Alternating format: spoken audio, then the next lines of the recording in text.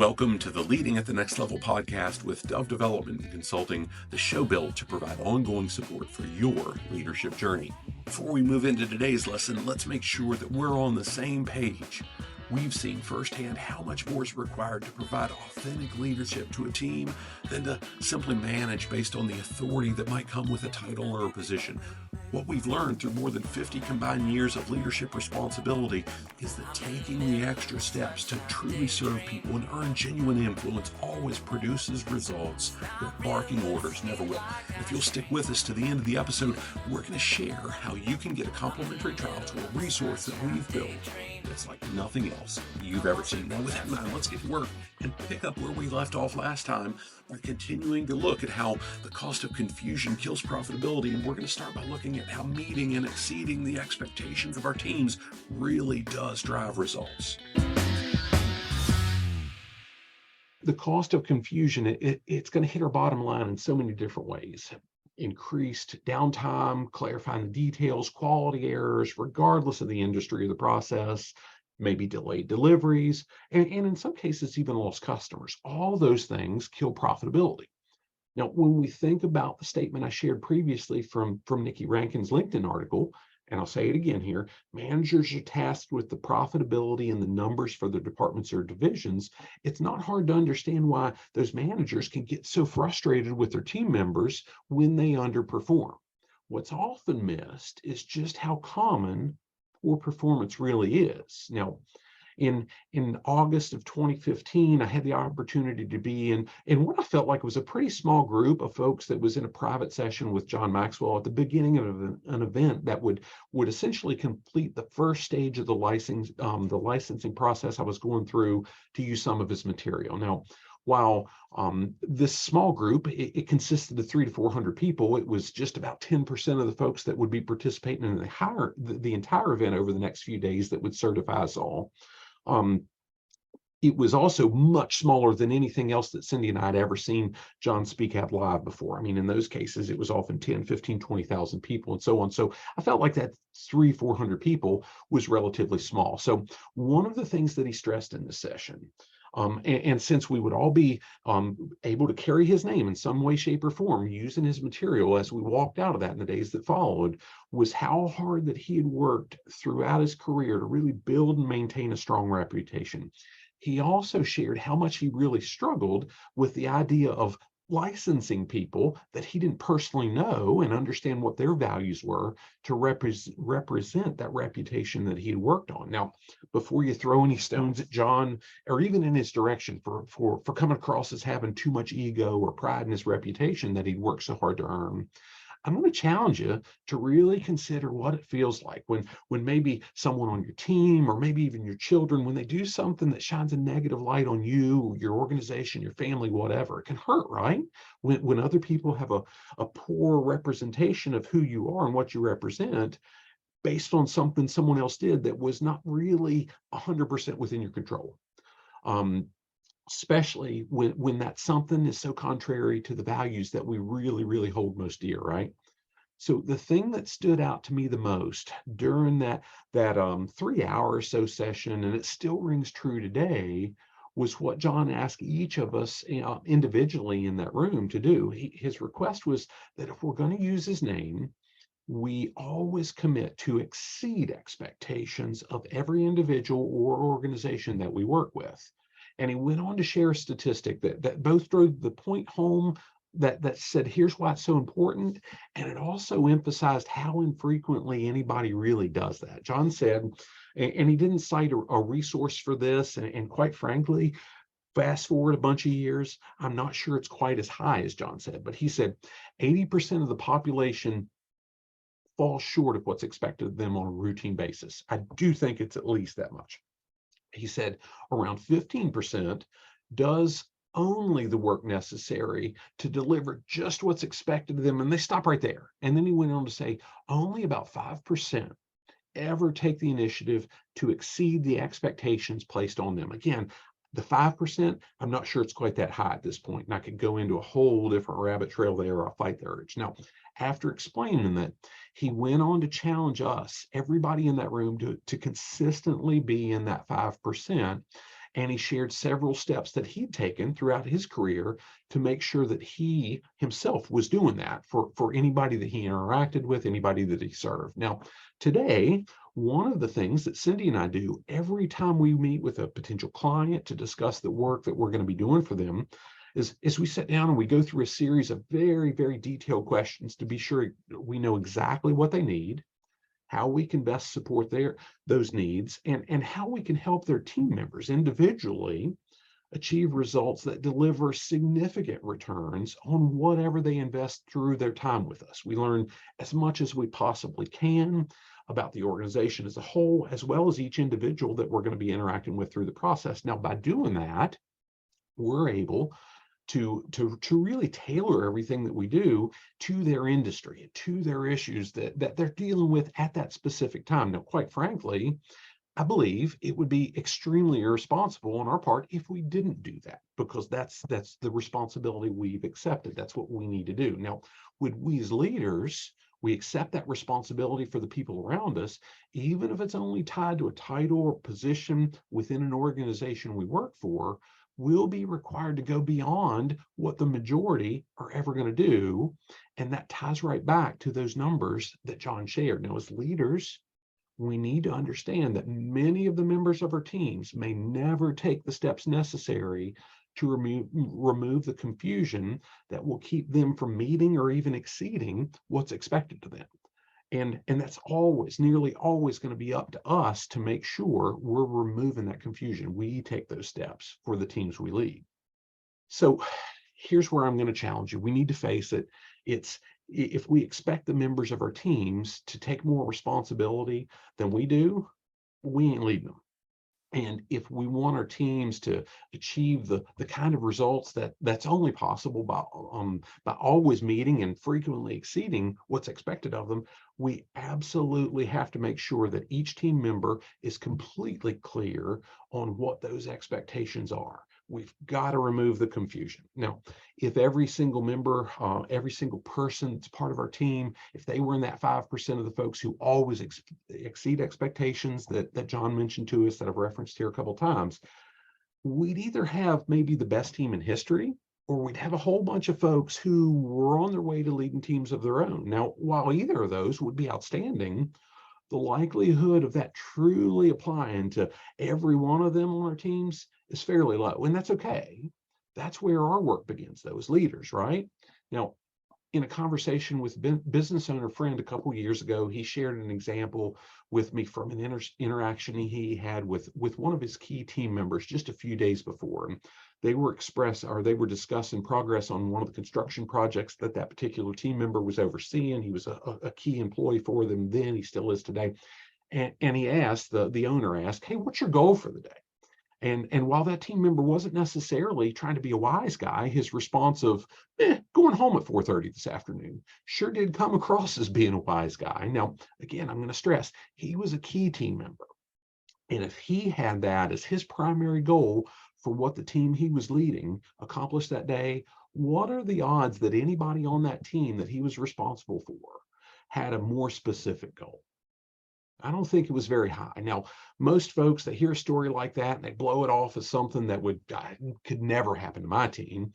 But scenarios like that are far more common than most of us really want to admit or even realize. Now, quite honestly, the fellow I just mentioned, he gave that response. He was and still is to this day one of the top performers in that specific company that had been fairly successful for more than half a century. He just happened that particular time to provide an incredibly transparent answer that really shines a pretty bright light on what I think is a pretty widespread issue. And that issue isn't something that's isolated just to organizations that struggle to make ends meet. Again, in that particular case, the owner of the company, what he realized was that he needed to be more clear in setting goals for the daily and the weekly progress on each project that his individual crews were working to complete. Now, when his crew leaders, like that fellow that we talked about previously, when all their focus was going home at the end of the day, if they had a more distinct objective for where they should be on a daily basis, their teams had a much better shot at actually achieving the goals. Now, I've never, in all my career, in any shape or form, I've never known anybody to be able to hit a target consistently that they didn't even know existed. To that end, I've seen very few folks consistently miss targets when they had a very clear picture of what they should be aiming for, right? And I'm going to stress here again that this example comes from a company with a solid history and a strong reputation in the community, not some fly-by-night mess just trying to skate by. And if some of the best organizations in any given industry have confusion within their teams as to what they're working to achieve, gosh, I think it stands to reason that not having clear expectations kills more profitability than most of us ever realize. Now, the more clear we can be in defining exactly what's expected, the better our chances become of separating ourselves and our organizations from our competitions. And being in that 5% that consistently exceeds expectations, it doesn't require a lot of extra effort, but it does require some extra effort. And I think that effort starts with clear expectations in each area of performance. So what we're going to do now is really start diving into what the specific steps are that we can take to help our teams deliver that. So I've rarely known anybody that's going to jump out of bed any given morning full of vim and vigor in pursuit of mediocrity. In fact, most everybody I've ever known to accept average as the highest level of success and achievement that they believe possible has seemed to really loathe getting out of bed. They just dread it, and they dread each step that they take throughout the workday. Now, since the first time I heard the idea that average, or heard average being described as being as close to the bottom as it is to the top, or the best of the worst and the worst of the best, quite frankly, I've wanted to be as far as I can possibly be away from average. Building a team that consistently exceeds expectations, that 5% I've been referencing, is a sure way that we can pull ahead of the pack and really leave that average idea in the dust. But it's going to require us to make sure every team member can see the targets that we need them to hit very, very clearly. They need to understand it. They need to see it. Now, I found an article from something called Zen Business. A fellow named Tony Geary wrote. It was called Exceeding Expectations, the Key to Value. Now, what he said was, it's rare for anyone to exceed expectations unless they do it on purpose. To exceed expectations on purpose means that you have an understanding of expected performance, and you realize that expected performance is in no way extraordinary. It becomes tougher, though, when you realize that exceeding expectations requires more effort to surpass what might be described as acceptable performance. Acceptable performance is, in fact, mediocrity, and mediocrity is usually the norm. The problem, Tony wraps it up by saying this is key. The problem is it's hard to sell mediocrity. So our role as leaders, if we truly want to capture that profitability that I think is being killed so often by confusion and missed expectations, is we need to provide each member of our teams with a clear understanding of exactly what's expected in every area of their performance, and clear expectations as to why mediocrity is not enough. Now, I often, and I'll do it again as I wrap up here, I often talk about the HR manager that I worked for through much of my career in manufacturing. He was technically my boss's boss, but let's just say he was always very actively engaged in making sure I knew what he expected of me, even though he wasn't my direct boss. He had a way of being pretty blunt and forward about that with anybody that worked around him or stood still very long, for that matter. Whether it was during my time in behavior-based safety or when I moved into a human resources role full-time, he was always, and I stress always, very clear about his expectation that if I attended an event, training, a conference, a workshop, an hour-long webinar, and they were just starting at that point in time, whatever, that I applied something immediately afterward that had a direct impact on improving productivity and profitability in that facility. Now, most success in the safety world and the HR world is really measured by issues that are, in theory, prevented. For instance, if a facility, say, had 15 incidents one year, but the following year they only had 12 with similar business conditions, then the general consensus was that the safety team was successful and maybe even exceeded expectations. For the human resources department, spending less year over year on recruiting or reducing unemployment costs in most organizations fit that same mold, right? So achieving those things were certainly part of what he expected, but he also expected me to be able to implement initiatives that tied directly to improving overall productivity. And this was rarely an easy expectation to meet, let alone exceed, but he was always really intentional about explaining why this mattered. And that was rarely tied to appeasing Wall Street. It was usually about how do we make sure that as a department, we've positioned ourselves to earn the respect of our peers, but also so if things get tight, we're not looked at as the ones that get cut in any way, shape, or form. We've added more value. We've taken on more responsibility. Now, when I mentioned counting steps before in one of the earlier lessons that really looked at this idea of profitability killers, I touched on the idea of Fitbits and so on and so forth, and all the different things. It wasn't simply for the sake, that counting steps idea, it wasn't for the sake of looking at ways to make somebody's work easier, although in some ways it did. This was just one of the examples of how we would use meticulous data to implement change that would, in fact, reduce the time an individual needed to perform a task and increase their productivity. I mean, it might be fractions of a second, but those fractions of a second done over and over and over, sometimes as many as 100 or a couple hundred times in an hour, translated by numerous different stations in the work environment, could result in hundreds of thousands of dollars in savings or increased profitability over the course of a year. Now, thereby, that was meeting the expectation that the HR manager had of me. Now, in that article, Tony Jerry also stated that the expectations you exceed today become the seed for new opportunities in the future. This may seem to be an obvious fact, but many people fail to connect today's actions with future opportunities. Now, I'll stress here again, there weren't many times that even meeting my boss's boss's expectations, there were many times that it seemed almost impossible.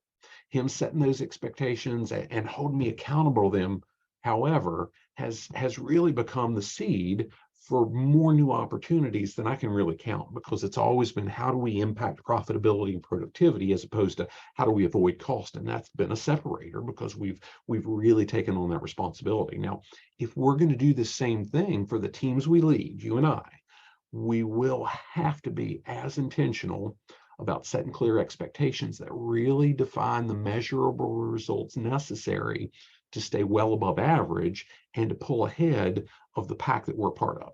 So what we're going to do is we're going to wrap this all up. We're going to look at some very specific action steps that we can each do to make sure that happens. Thanks for listening to the Leading at the Next Level podcast. Next time, we're going to pick up where we left off by digging into steps leaders can take to set clear expectations for everyone that they lead.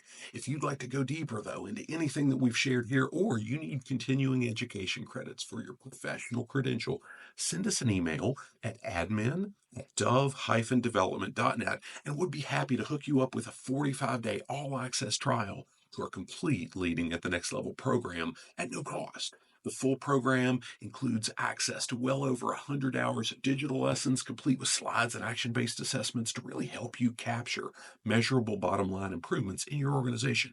It also includes access to 2 live lessons each month that close with Q&A, so we can really help you individually identify the specific action that you want to take to lead your team more effectively.